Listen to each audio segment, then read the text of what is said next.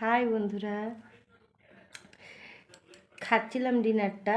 তো খেতে খেতে মনে পড়ে গেল যে আজকে কি ডিনারে মেনু হয়েছে। তো আমার বন্ধুদের সাথে তো আমি শেয়ারই করলাম না, তার জন্য অর্ধেকটা খেতে খেতে ভিডিওটা শুরু করলাম শুধুমাত্র তোমাদের জন্যে, যে আজকে ডিনারে কি হয়েছে। তো বন্ধুরা, আজকে বেশি কিছু হয়নি ডিনারে। তো সকালে নিরামিষ খেয়েছিলাম, মানে নিরামিষ বলতে মাছ মাংস আনতে যাওয়ার কারোর টাইম ছিল না, তার জন্যে এমনি সাদামাটা খাবার।